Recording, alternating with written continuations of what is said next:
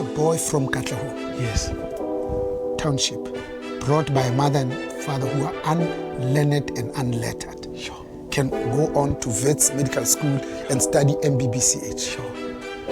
And he went on to become the managing director of the world's biggest and oldest elevator company. Sure. If I come from Katlahu, I can do it too. Because sometimes that's all you need. To say, if you can do it, I can do it. Sure. Because this person looks like you. Sure. Even in business, even in ownership, even in leadership, we must be broadly reflective of demographics. Yes. 65 million South Africans. Yes. 52.5 million are female. Yeah. And yet women's representations, position of leadership is less than 24%. Sure. African women less than 4%. Sure. Black people in senior management, 14.7%. Sure. So for the last 30 years, we've been adding 1% of black people in positions of leadership. Sure. At this rate, it will take us 300 years to be broadly reflective of the demographics.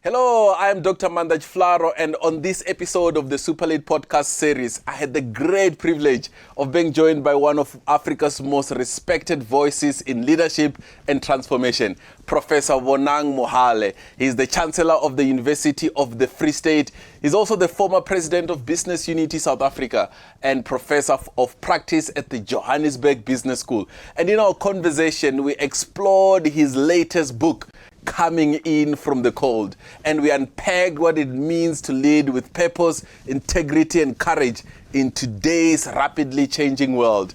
And here it is, my conversation with Professor Bonang Mohale. Prof. Bonang Mohale, welcome back to SuperLead Podcast.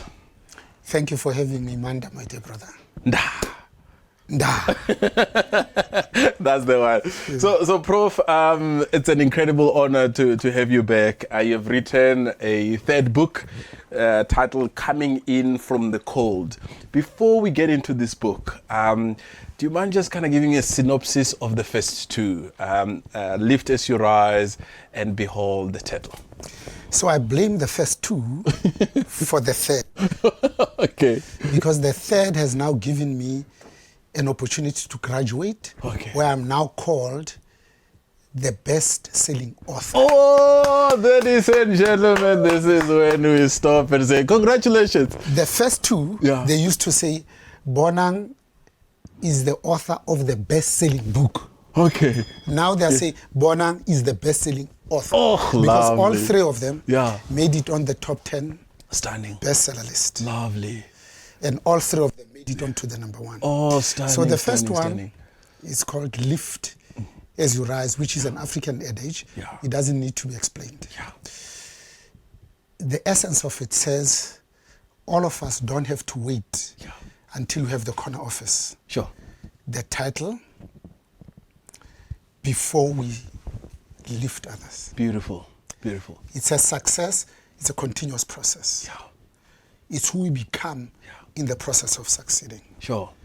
Lift as You Rise says, there's no exercise much more powerful for the heart than extending a hand down and lifting another human being. It says, nature is a wonderful metaphor for business. Sure. The second one is also an African adage. Yes.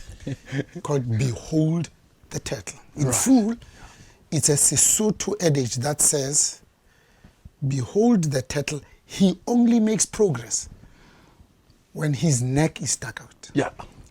That until and unless we are prepared to lose it all. Sure. Until and unless we have the courage of our conviction to speak truth to power. Sure. Africa will never be free. Sure. South Africa will never be free. Sure. So we should think deeply and profoundly about what type of Africa we want. Sure. Therefore, what type of South Africa we want, especially because... Africa we want, South Africa we want. Exactly. Okay. Because all of that is determined by what type of leadership we choose. Sure. Because think about it. 31 years into democracy, time now becomes sharper. Okay. Relationships become much more meaningful. Yeah. And more importantly, the personal, big, important questions are looking at you, not anybody else. Sure.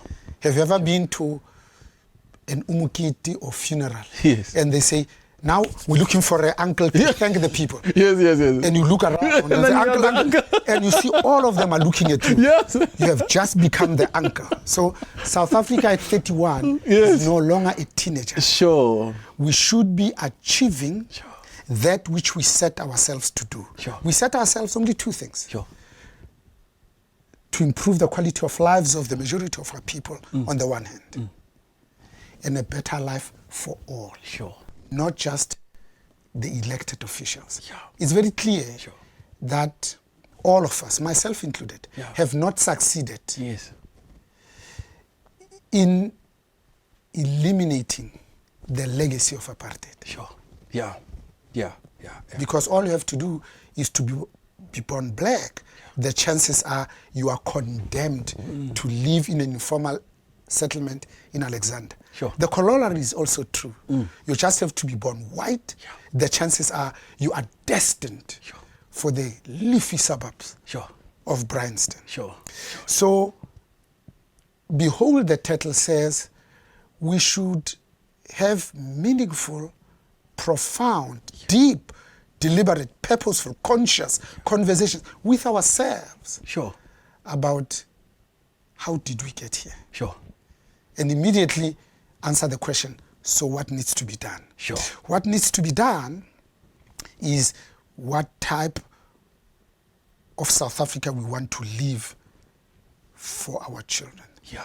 Because it can be that 31 years into democracy, poverty still has a black, a feminine, and a rural face. Yeah. In the 31 years of democracy, all we have succeeded to do is to make the three communities the richest they've ever been at any other point in time. The Jewish community, the Afrikaner community, and the Muslim community. Primarily because they've got capital. So those are the people who have benefited the most from our liberation, on whose behalf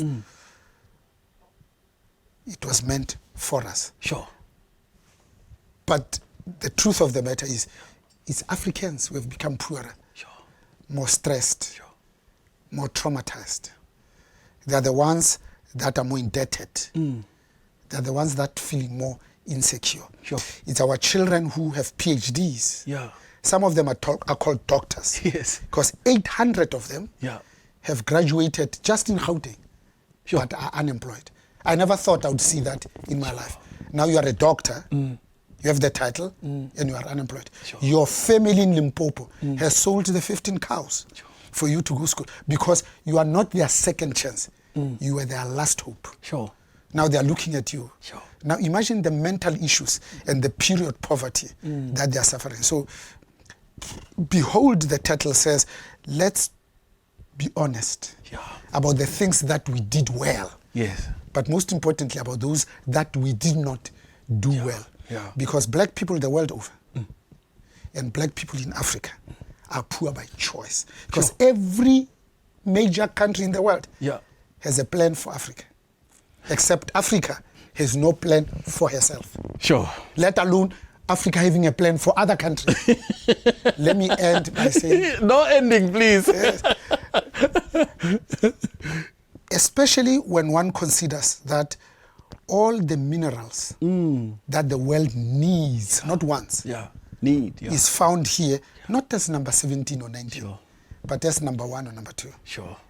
And yet, why are we amongst the poorest countries in the world? A good example is the Democratic Republic of Congo. It has 80% of the world cobalt. The stuff that's needed to make electric cars and the batteries that power them. 80%.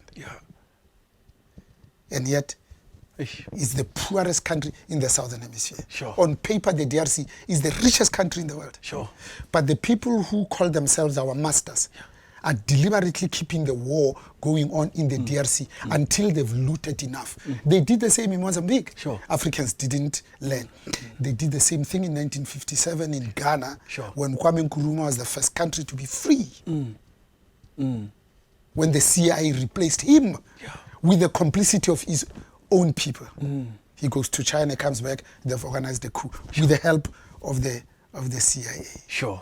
So I think the question we need to answer for ourselves is that even our colonizers, oppressors and racists would not be so powerful if it wasn't because of the complicity of some of the oppressed. Sure.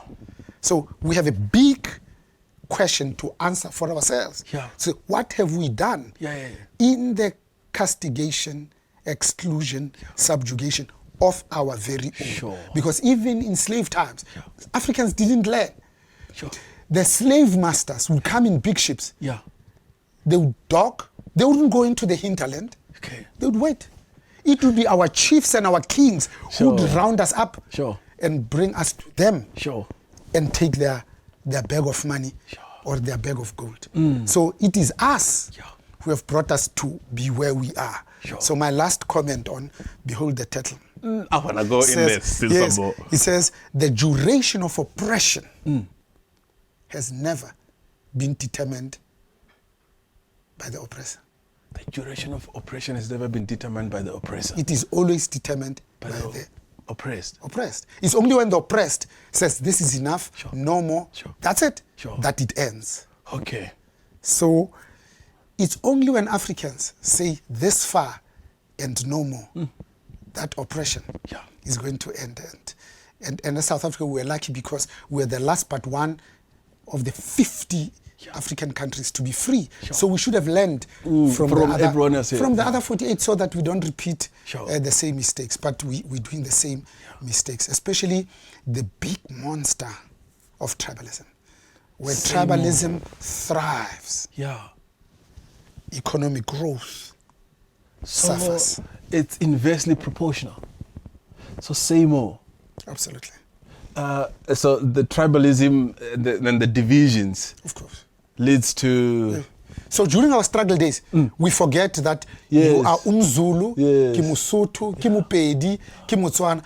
We have a common enemy. As soon as we become free, and now positions are supposed to be dished up, it goes to my tribe. When development is supposed to happen, it goes to my tribe. When investment is supposed to happen, it goes to my... Let's be practical. 200 scholarships were offered by Zimbabwe to the University of Fort Hare every year. And they paid for it. But out of those, only 3 would come from Matebele land. The rest would be Shonas. All the CEOs, MDs of state-owned enterprises and state-owned companies come from the ruling party. And yet we are all Zimbabweans. And it happens every country in the world. I use Zimbabwe as an example. Even here in South Africa, there was a time when we fought very hard because we were excluded in 1910 during the formation of the Union of South Africa. 1912, the ANC is formed. All of us united.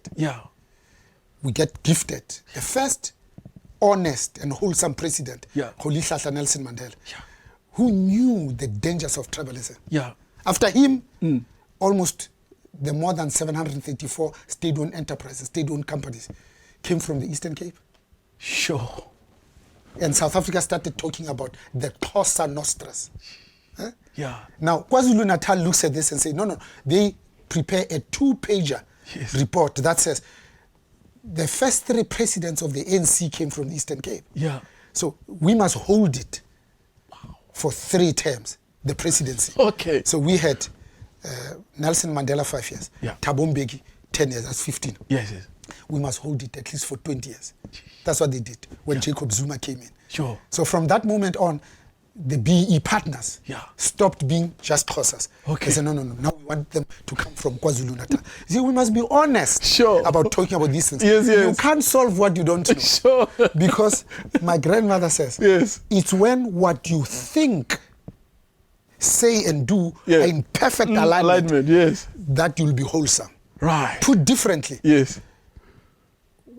for us to act clearly, it's because we speak clearly. Sure. Precisely because we think clearly. Sure. So that's why I was talking about these big questions that have now become personal. Sure. Not 300,000 people in a stadium. Yeah, yes. It's one-on-one. Yeah. To say, what am I doing Sure. to continue to promote tribalism? Right. What am I doing Yeah. to deny other Africans Sure. who fought for us in the struggle opportunities? Because it is clear that most of our people are not reaching their potential. Yeah.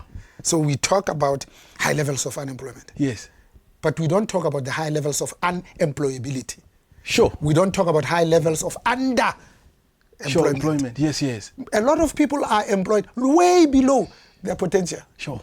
And Sure. yet we've been free 31 years. Sure. And then now, and people bought this. Yes. So this became number one, this became number one. Yeah. Then I said to myself, you become an author if you have written at least 3 books.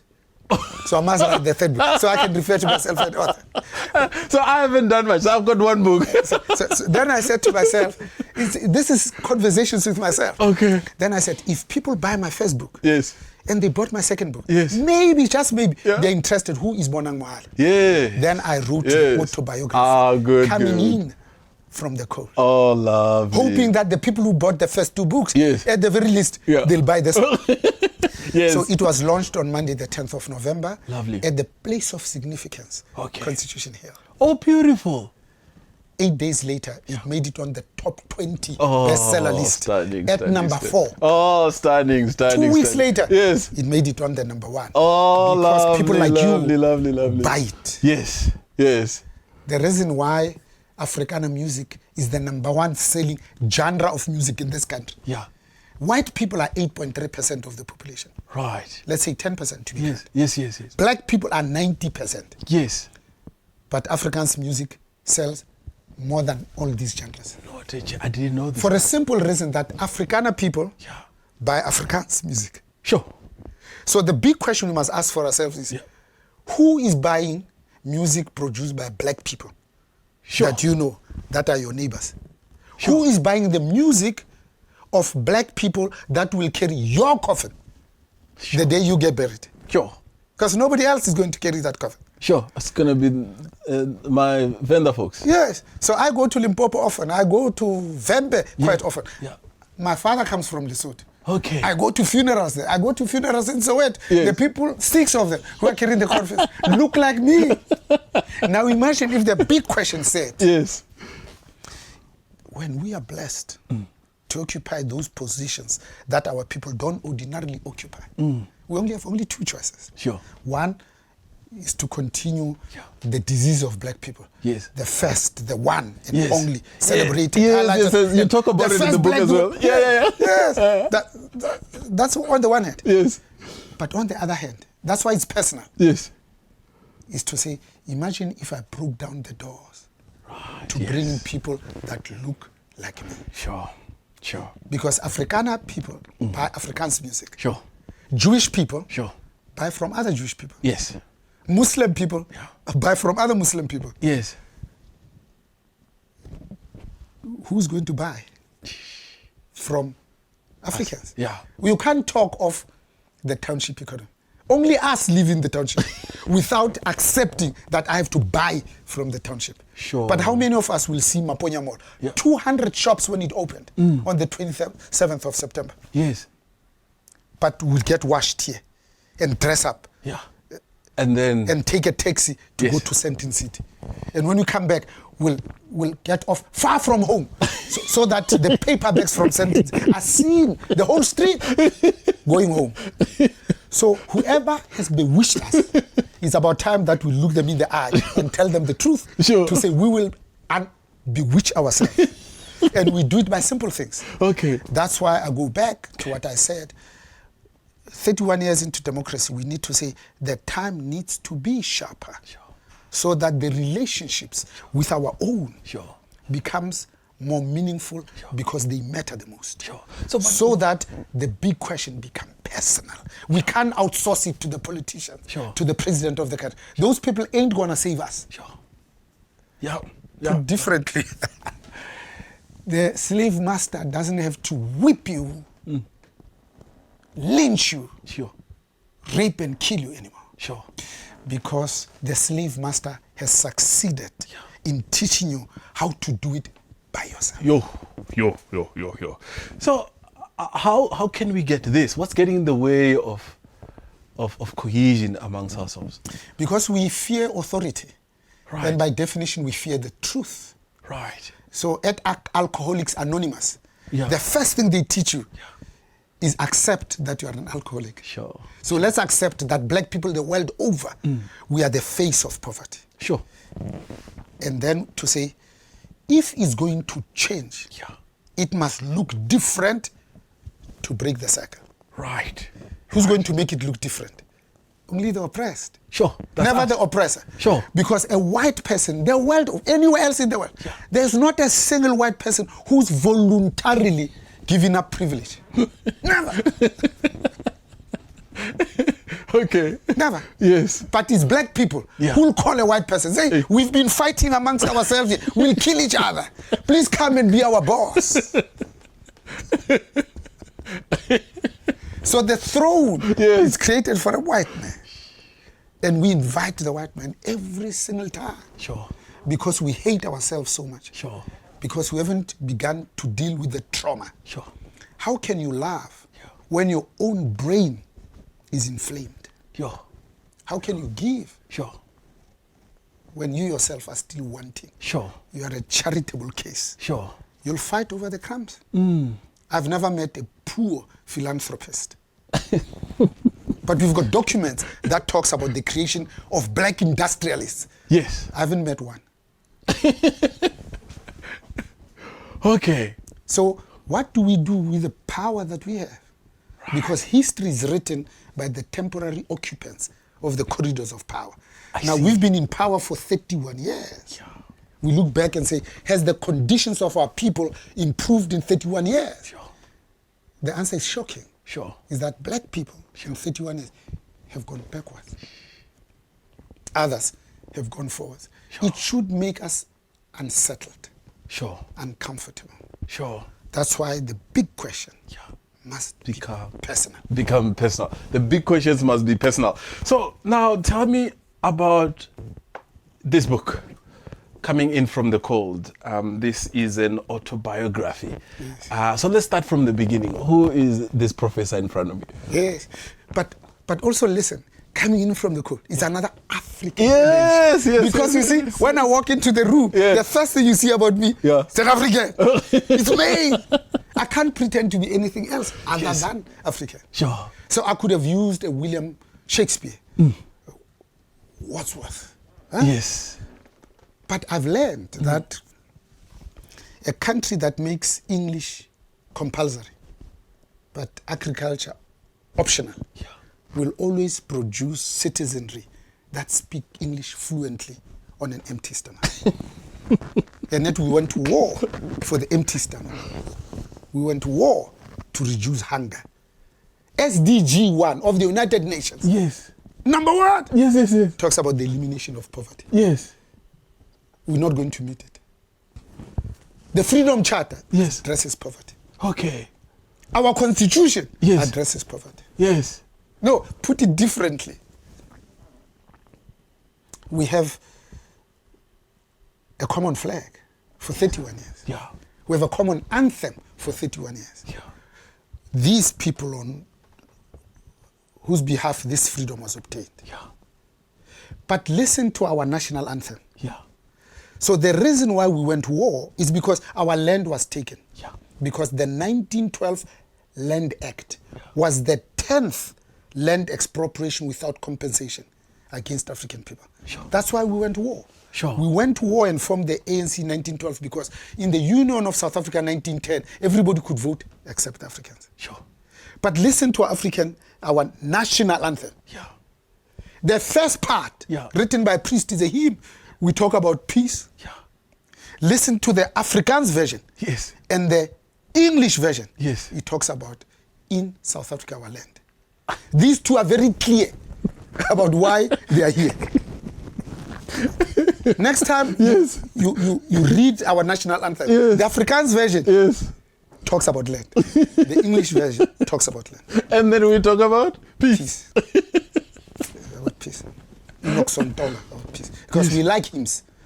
I'm a good Catholic boy. All right. Don't mistake me. Yes. I was an altar boy. Yes. Yeah. I'm a victim of the people who came here as missionaries. But the big question says, but why is it that every nation, every tribe in the world prays to a God that looks like them? Sure. Except Africans. Sure. Those are the big questions. So and they must become personal. Yes, unless we confront these questions, Sure. we won't help our politicians to solve this that we fought for. Okay. That we died for. So this is up to us to help our politicians. Oh, yes. Okay. Because where does the power lie? The power doesn't lie in the masses that stand up when a politician walks through the room. Okay. The power lies every 5 years in the X that you put to say what type of leaders does Africa want? Okay. What type of leadership does South Africa want? Okay. Because maybe, just maybe, we might look at ourselves and say, but what type of people are we? That we've got 64% of the vote in the last election. Yeah. Between the ANC's 40, MK's 15, and the EFF's 9. That's 64%. We can change the constitution. Sure. The three parties are not black parties. They come from the same womb. Okay. All three of them were yes. They want the same things, the same constitution. Yes. The same scars on their back, the same stones in their shoes. Yeah. So why can't they find common cause? Why is it easy to find common cause with the former oppressor? Still the current oppressor. What's wrong with us? The big questions. They must become personal. And that can be solved with one phone call. It doesn't need you to get onto your bicycle and go to Nkandla. No. It says, guys, it's a local government election this year. If we waste this 64%, the NC's 40 is going to 20. Yes. At that time, it will be too late. We'll be powerless. Sure. But maybe, just maybe, if I call MK, they say, guys, we've messed up. Hey, Julius, we've messed up. Come together. 64% come into one room. And in leadership, because this is about leadership. Yes. In leadership, we start with the vision. Yes. And then we follow to the structure. And then the people. Yes. You must see all the elective conferences. The first day, it's not policy. To say, but who are we? No. Who's going to be the lead? People don't want to talk about, no, leadership, no. Let's vote. Vote for what? In our company, that's not what we do. In our companies, we say, but where are we going? Where's the vision? Yes. Even the Bible says where there's no vision. Yes, people perish. The people perish. Sure. Start with the vision. It doesn't threaten anybody. Sure. Then you come with a structure. Sure. Say, for us to get this vision, to attain this vision, what type of structure we want? Then and only then you talk about people. Yes. So the three parties can get together and say, what did our people die for? What did we go for? And we agree 5 things. We say, these are the 5 things. And say, but what type of governance, what system do we need? That's the structure.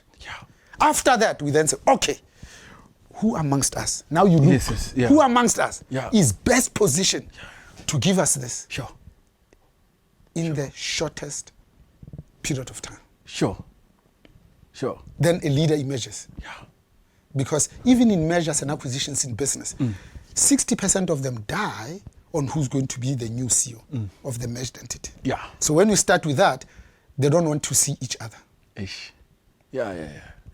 Chinua Achebe says, he is a fool, he who treats a stranger worse than his own brother.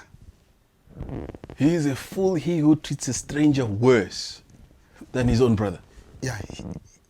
He is a fool, he who treats a stranger better. Better than his own brother. Yes.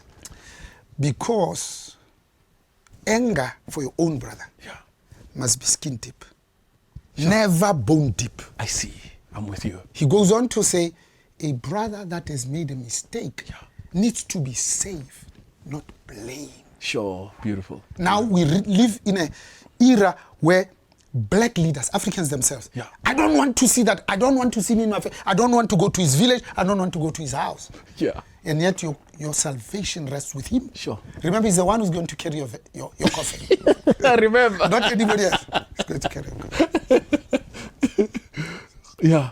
But you see your former oppressor as a better alternative. Sure. So the first president of the ANC to be a Nobel Peace Prize laureate, we've got 4 in the only country in the world that has got 4. Sure.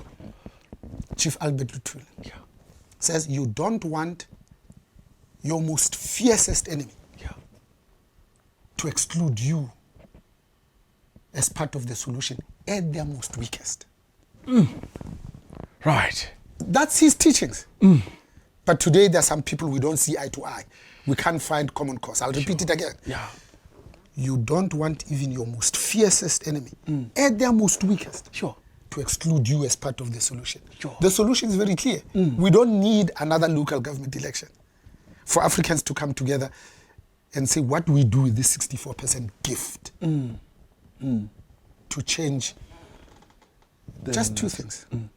Improve the quality of lives of the majority of our people. And a better life for all, not just elected officials. They can do that now. But it needs leadership.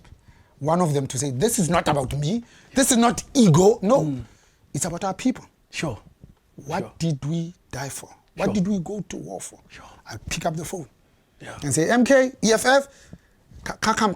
I'll provide the tea and the coffee and the sugar. Let's talk about how can we not squander this 64%. Because if we don't look after our freedom well, the oppressor will come back as an investor. They'll give themselves fancy names like the market. At that time, you are onto a hiding to nothing. The fate of black people, the plan for Africa, the plan for South Africa, the solution for our 31 wasted years won't come anywhere else except from other Africans. And isn't there now big instrument our debt levels across the continent that makes us sort of, give up and be controlled? You're absolutely correct. Our debt levels are unacceptably high. But what's the big question? The big question says, but why are we going borrowing? When first and foremost, we have allowed people to loot here. So FDI into Africa is less than 4% of global FDI. But illicit flows out of Africa is 10%. So all we have to do is to stop the bleeding. But no, we put Christian Dior suits, Stetson hats, and go to the Hagen to go and ask for more debt. For more debt. Yes. But within our power is to stop the bleeding. Stop the illicit flows. Stop the money that is declared as dividends outside of this country. Stop the monies that are called head office costs and fees to come out of the continent. Because we have seen through many years of BEE that when white people feel this is our company, we created it ourselves, now by law we must take these blacks as our partners. They'll bring you in as a partner and they'll call the company Dimension Data as a partner. But the company that owns all the properties, they'll call it PropCo. They'll list it separately and they'll have only them as shareholders, not you, the BE partners. And it happens in every other deal. And when dividends are supposed to be declared, they might declare it in PropCo, but not here. So you wonder why, but I've been a partner in that for 10 years, but I can't afford school fees for the children. Because the person who's still in charge, who's in control, it's not one of your own. So the same way, in Africa, we're asking the wrong questions about FDI, about debt level, but we are the ones who go borrowing. Let me be serious for a moment. A story is told of the Organization of African Unity. They go to Chad, and President Daniel Arap Moi sees the president of Chad after a week's deliberations. As he exits, he says to him at the airport, here's a $5 million check. Oh, by the way, here's a list of the big shops in Paris. And these are the list of my tailors. They'll tailor make the suits for you. Because I realized that for the whole week, you've been wearing the same suit. Okay. The president takes the chair. Sure. He gives it to the central banker. Okay. And says, here's $5 million. 3 years later, OAU happens, and he now has an opportunity to say to President Daniel Arap Moi, because we are here in Tanzania, come and pay us a visit. Yeah. And he comes. And the first thing that strikes him is that as he lands from the airport, he sees posters saying, we thank President Daniel Arap Moi. He gets a bit confused. He looks and he sees a beautiful structure. What's that structure? It wasn't here the last time I was here. He says, let's make a detour, let's go and have a look. They show him around, etc. When he's finished, they say to him, this is what your $5 million has built us. We build a technical college for people. Stunning. So after seeing this technicon, and they say, but that's the money you gave us. We build this technicon for our people. Yeah. And what was left, we build the tab from the airport to the presidential buildings. And the president says, look, I'm a president of the country. I get paid. But I couldn't live with myself to be wearing a new suit when the majority of my people are living in self-perpetuating vicious cycle of abject poverty. Sure. Imagine when many African leaders could have that mentality to say, when there's money even given to them, it should be for. Yes, and that was a clean money even. Yes. As you've said, you've written the first book, you've written the second book, and now we're asking the questions, really, who is this professor who tends to ask us big questions and is nudging us to make those big questions personal. How do we start from the beginning to hear your story? Because it's an autobiography, and I've read many autobiographies. I actually love autobiographies. Okay. I love stories of success. Lovely. Because there's not a single person that is successful that has ever reached there on their own. Yes. All of them. Yes. God help. Yeah. But I sought to be slightly different. Okay.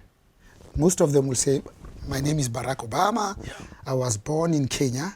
I went to school. I got married. I became the president. Yes. That one says, I am the Chancellor of the University of the Free State. Yes. Right at the beginning. Yes. So it touches 3 parts. It says, here's Bonang, the academic. Yes. It then says, here's Bonang in organized business. Lovely. Then it ends by saying, here's Bonang, the entrepreneur. Beautiful. Because you see, we must build our own businesses. Yes. And hire our own children. Yes, please. Because it's absolute madness to continue to make babies and then send them to a different neighborhood for them to go down on their knees and ask somebody else for a job. Sure. Whose job it is to provide them jobs, if not yours. Sure. Even the Bible says, 1 Timothy 8, it says, a man who can look after his family is worse than a non-believer. Jeez. So it's our job to look after our families. Sure. And what is our families now? They are sitting at home unemployed with PhDs, not degrees, with titles called doctors in the province of Gauteng alone. So that piece about entrepreneurship, it's consistent with the second book, sticking your neck out. Because in business, you must be prepared to lose it all. Yeah. Because it works. Sometimes it doesn't work. In business, you want to start 10 businesses. Yes. With the hope and prayer that at least one of them works. Yes. You don't want all 10 of them to work. If 2 works, you are okay. Yes, absolutely. Yeah. So that's that piece. So the autobiography, for me, was almost cathartic. Okay. Because very few people want to dig deep into their soul and then open their hearts for the world. Because we think we are secret human beings. But I say to myself, if it took me 20 years to be a supervisor, if I engage, interact, and interface with a 25-year-old Lesedi Mpuku who sits in the chairman's office, and he does it in 5 years, by reading my story, then he succeeds. Oh, beautiful. That's what development is. You can't say, no, it took me 20 years to be a super, so it must take you 20 years. That's not progress. Because progress is moving forward in space and in time. Okay. What made me to write my first book is precisely that. I said, look, I woke up one day and I was mentoring 18 people. 16 of them were women. Only 2 were men. Fast forward, 10 of them became MD, CEOs and presidents. Oh, stunning. Then I said, there's 65 million South Africans now. There's one Bonang and other managers. I won't be able to get to the others. maybe if I codify yes. this formula, I'm sitting one-on-one in this personal mentorship. Sure. Maybe they can read it in the book. Yeah. That's why lift as you rise. Yeah. And I'm doing exactly the same thing with coming in from the cold. I'm being vulnerable. Okay. I'm telling the story of Bonang and the amazing woman that I married. Yes, and lovely. the 2 divine daughters I've been blessed with. Yeah. They don't want me to do that. But they understand the national question. Oh, wow. They understand the big question. That must become be personal. And said that, but you're such a private man when Yes. it comes to us. You have always protected us. Yes. You mention our name only in passing. Nobody has a picture of our house. All our houses, wherever we've lived. Because I've always got, when somebody says an interview, I say, you'll meet me at the office. When they say, I've got a gift for you, I give them the office number. But now you're going to tell the story about us, they were not happy. Sure. And I said to them, but all for what? Sure. We were really trying so that we can be an example to other Africans, whether through our poverty or the lack thereof. But we should be an example. Sure. And they allowed me to tell the story with the hope that in telling the story, you say, if a boy from Katlehong Yes. township, brought by a mother and father who are unlearned and unlettered, Sure. can go on to Vets Medical School and study MBBCH. Sure. And he went on to become the managing director of the world's biggest and oldest elevator company. Sure. If I come from Katlehong, I can do it too. Because sometimes that's all you need. To say, if you can do it, I can do it. Sure. Because this person looks like you. Sure.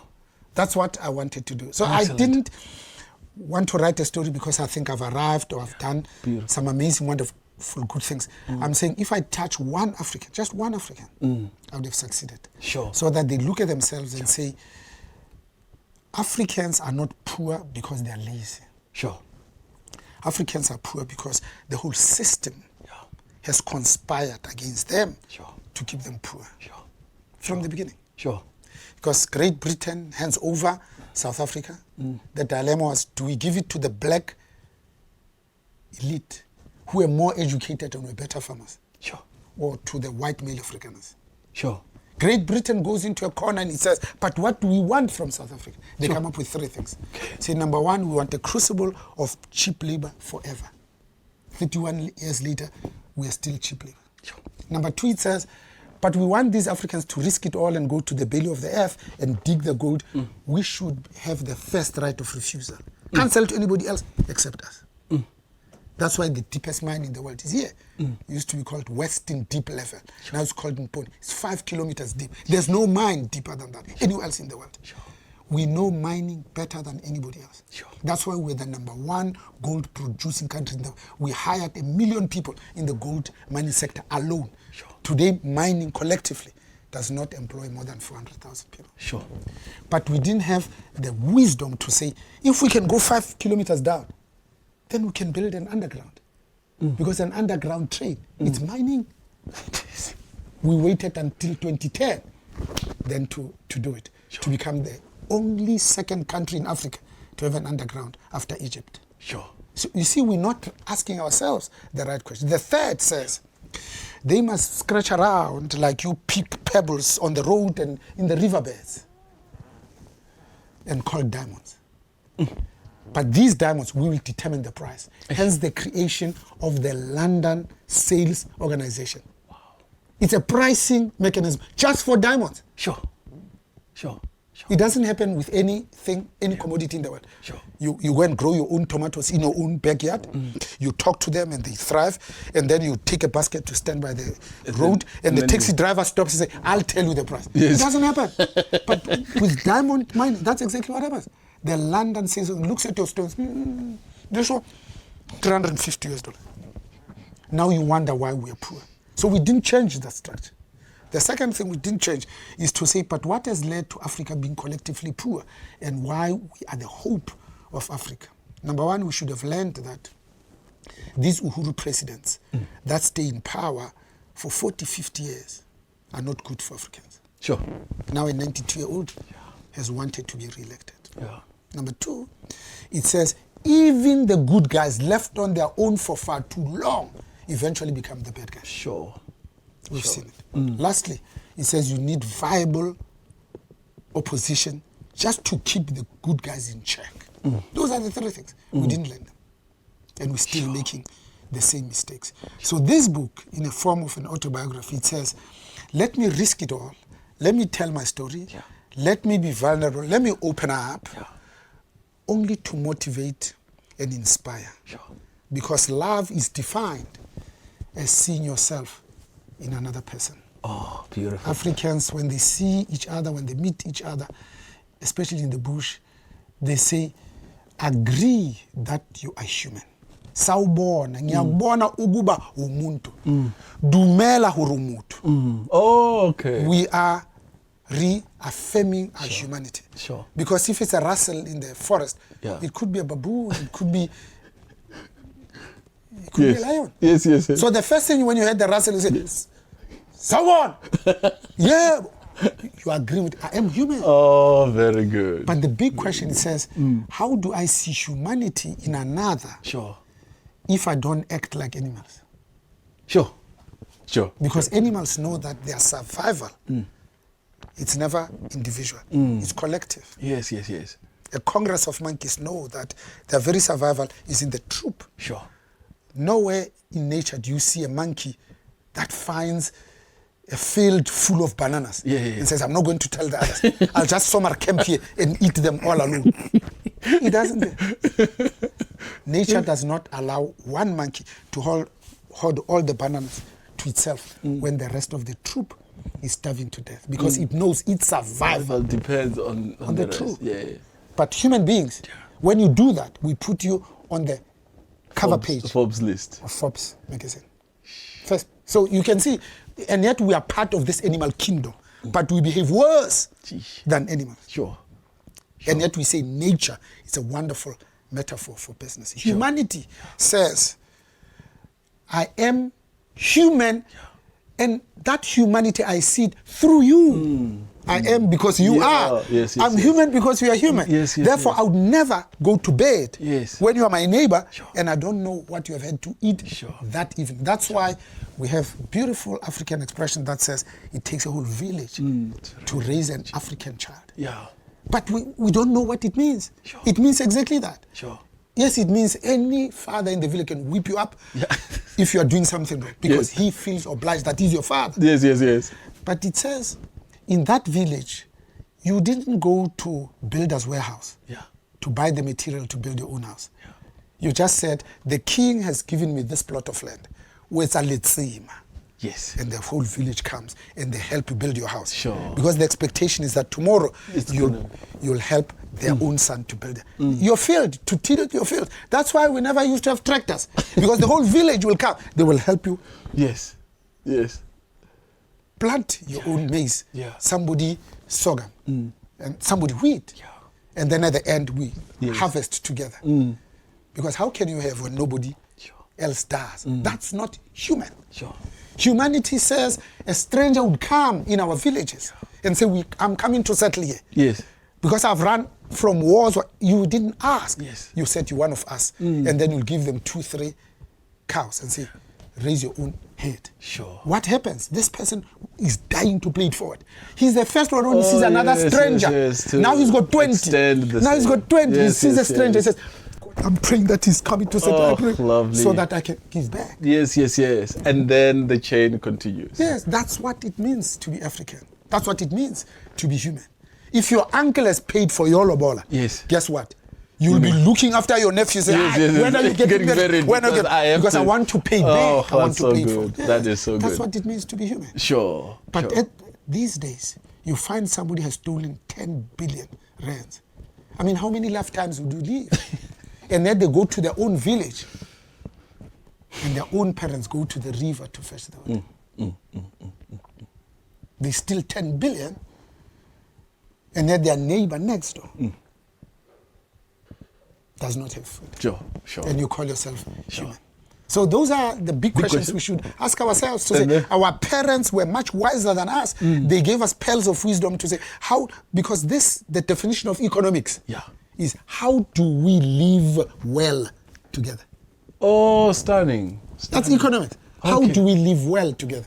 Because in that economic system, it could be better to live well together. Because alone, you were lost. Sure. You're on your own. Sure. But now, we have emphasized, highlighted, individualism, palliated, yes, celebrated individuality. Yeah. In Africa, it's very strange. We have an amazing relationship with land. It's called the tragedy of the commons. Okay. Common grazing grounds. Yeah. Because the grazing belonged to all of us. Everybody must have enough grazing. So we had the common well where we drank from. Yes. It wasn't your well, it's our well. Yes. That's why you wanted to leave that well better than you found it in. Yes. And we were migrants. Yes. Yes. You would go to give the grass an opportunity to grow. Yes. When you come back after 2-3 years, the grass has grown. Yes. There is no land ownership in Africa. Sure. Own land and then you put a fence. Fence for what? Your animals must come in and out. Your neighbors must come in and out. It's only when they came in 1652. Okay. And they said, Mira, whatever, and say, okay, this man. And the story of Dinizwayo and Dinan and Ngalana Batagat. That's when the agreement first, they started fencing. But how would you fence? So there were no borders. Sure. The rivers, the animals would cross the river because the grass that side has grown. Yes, and then you'll want to fetch fetch it. Yeah. So our relationship with land was sacred. Sure. You couldn't own that which, but we depend on it. How can I own it? Sure. Yes. And then white people look at it, oh, these fools title deeds. You can use the title to go and borrow from a bank. we didn't have that. Now it's very clear that 31 years into democracy, all we're fighting for is to live like the National Party. Have a house in Pretoria, have another house in the Western Cape. Yes. And that's the sum total of our freedom. Nobody says, but what about where I come from in Chawela? Yes. What about the village where I come from? Yeah. That's why most African presidents who die, they've forgotten to tar the road to their own village. That's why they want to die in office, so that they get an official funeral. And they don't have to go and be buried. They don't want people to know the village because it's underdeveloped. So we had 3 presidents that came from the Eastern Cape, Mandela and Mbeki. Not just ANC presidents. The Eastern Cape is one of the 2 poorest provinces out of the 9. Yeah. You didn't develop your own province. Where are you going to retire? Where are your cattle going to graze? These are the big questions. That must become personal. Let me look at the clock because we are way over time. Just a little bit on you. Just a quick academic view for people that might not know, and just the corporate view. Let me start with corporate because it's much more sexy. So corporate is foreign to Africans. Okay. Because we came in as kitchen girls and garden boys. Yes. By and large. So when we become anything but that, of course you celebrate that you've broken. Yes. When I started, I say it must look different to break the chain. What's the chain that we're breaking? We're breaking the chain that when you come to a mall in Somerset West, that all the workers are black. Sure. And all the shop owners are white. Sure. When you go to a restaurant, the waitrons, the petrol attendants, the cleaners are all black. Yeah. That's the chain we're trying to break. We're breaking the chain that says the townships will be 40 kilometers away from where people work. Sure. Which on average means they spend 40 minutes going to work and 40 minutes coming back. Which gobbles up 40% of their monthly wages. If you add food, that's 70%. And yet good money management says you must start early to save. Yes. It's impossible for black people to save. Sure. Because 70% goes to transport and food. How can they save? They are left with only 30% to find a house and pay the bond and take their kids to school. And buy. It's systemically, it's impossible. That's why when you've got political power, that's what you want to change. And yet we haven't changed the spatial apartheid planning. The reason why there are towns all over that are called Vergenoeg, it's an Afrikaans name that says, are they far enough? Because whenever there was a town, they would say, okay, where are we going to put these blacks? There had to be a minimum of 40 kilometers. If they can't, then they would send another white civil engineer and say, go, and keep on shining. Is this far enough? Is it? Because they didn't want to see us, they didn't want to smell us. Is this far enough? Far enough? Said, yeah, it's far enough. Then you can establish a township. Many townships are still called Vergenoeg today. We haven't changed their names. Sure. Because now we need a referendum just to change names that are offensive to us. Sure. It must look different to break the SAICA. Yeah. Because when you put the people that are your colonizers, oppressors, and racists in positions of leadership, business won't look like you. Sure. And yet we fought so that even in business, even in ownership, even in leadership, we must be broadly reflective of demographics. Yes. 65 million South Africans. Yes. 52.5 million are female. Yeah. And yet women's representations, position of leadership is less than 24%. Sure. African women less than 4%. Sure. Black people in senior management, 14.7%. Sure. So for the last 30 years, Sheesh. we've been adding 1% of black people in positions of leadership. Sure. At this rate, it will take us 300 years to be broadly reflective of the demographics. Sure. That's why it must look different to break the cycle. Sure. The cycle of self-perpetuating vicious cycle of abject poverty. Sure. The brutality of poverty. Sure. Because when you are poor, the trauma is unbelievable. A poor mother begets poor children. Sure. It's as simple as that. To break that cycle, that's why when you're in power, you say, I've got more than 734 state-owned enterprises, state-owned companies. Imagine for a moment, if you put women as MD, CEOs, some of these state-owned enterprises in South Africa, like Transnet and Eskom, are bigger than economies of some African countries. Of course. Yeah. If you left these women alone for 5 years without political interference, you know, after 20 years, you would have a minimum of 3,000 women who know how to manage complex entities like Transnet and Eskom. So that when Kenya Airways is looking for the CEO for Kenya Airways, they go to this 90-year-old award-winning African airline called South African Airways, which at its height used to fly to 700 destinations. And we bankrupted it.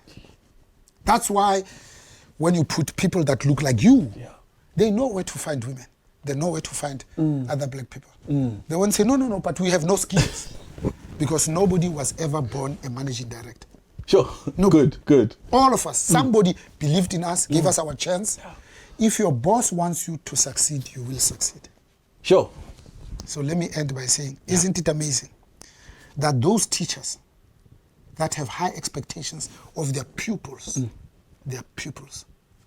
always do well. Sure. Not often, always do well. Oh, lovely. Now, I'm keen on academia very quickly. How it must look different. Yes, so academia, the way I think about it is, imagine a little girl from Limpopo who goes to vets for the first time. Yeah. And sees toilets that flush for the first time. Yeah. Maybe this young lady says, I want to study architecture. Yeah. First assignment, they say, draw a house with a balcony. Yeah. And you have never seen a balcony. Eish. So when I say black people are poor, not because they are lazy, they are poor because we are not exposed. We are poor because the system is still stacked against us. We are poor because even when we put our own leaders, they don't change the system that continues to oppress us. Okay. Today, there's a study, 2022, that was done by the AECI. Says 2020 we had 1.2 million students in the 26 public universities. Yeah. That would need 50 billion rands per annum to educate them on a fee-free basis. Okay. But if you look at only those that qualify, combined household income of less than 300,000 combined household income, it would be 20 billion. Okay. But they say there's a small problem of historical debt. They put that figure at 16.5 billion. Okay. 9.2 billion of which is irrecoverable. Yeah. And they're saying, if we wanted to solve this problem, it doesn't need a national indaba. Okay. Okay. It doesn't need a stadium full of people. Okay. There are 400 companies listed on the JSE at that time. All of them have corporate social investment. Yes. Approved by the own boss. Yes. 100% of them, of their CSI, has something to do with education. Yes. If each of those companies put a measly 1 million rand into a historical debt fund, Sure. we'll wipe off the entire 16.5 billion in 1 year. Sure. Because you see, if you're a company and you embark on corporate social investment, it's not an act of charity. Yeah. When a company employs people and creates jobs, you are creating your markets of the future. Of course. Yeah. Sir Henry Royce says, is it possible to find something that's already good and make it better? Sure. We inherited this country. Did we make it better? It's a big question that we must answer. Yeah. But Henry T. Ford says, we must make cars that our own employees must afford. Sure. Because there's a problem when your own company, your own employees can't afford the goods and the services that you provide. Sure. Where's the market going to come from? America can afford to be arrogant. Yes, yes. Because it has a minimum of 300 million people. Yes. South Africa has 65 million. But the continent of Africa has 1.4 billion people. Yeah. Same population as India. Yeah. Same population as China. Yeah. The complication is that in Africa, it's 50 different countries. Yeah. 50 jurisdiction. Yes. Multiple borders, etc. And the languages and the tribals. And you didn't make these borders. These borders were created on the 27th of February, 1885, in the Berlin Conference. It's called the Scramble for Africa. Yeah. Europeans, when they were fighting, they had the wisdom, like the ANC is fighting now, to stop fighting. I say, but why are we leaving Europe and we go and fight in Africa? We kill each other there. It's a conference. They came to Berlin and said, stop fighting. Okay. So you have that, I'll have this. That's how the borders, somebody, no, but I've got small, okay, we'll rearrange them. There are some countries in Africa that are so small, they will never be economically viable. By choice. Lo and behold, when Africans themselves start respecting the borders that they were not a part of in creating. And now we start referring to each other as foreigners. Isn't it amazing that all foreigners are black? Not the ones that come from Eastern Europe.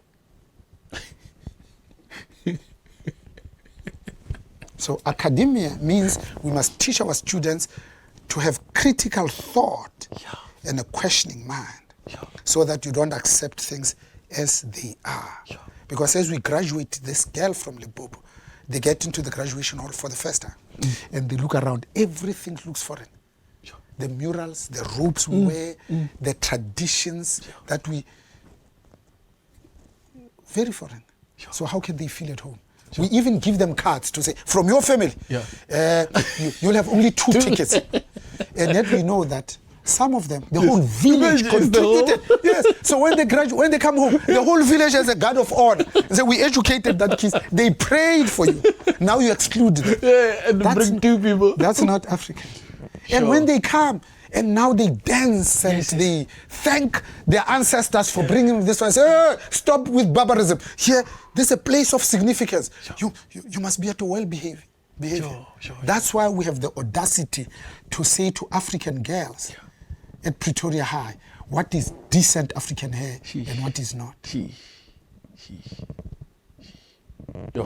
That's why when one steadily burns the midnight oil, one gains access to the domain of knowledge and wisdom, the world of meaning, the world that cannot be conquered without a persistent crusade.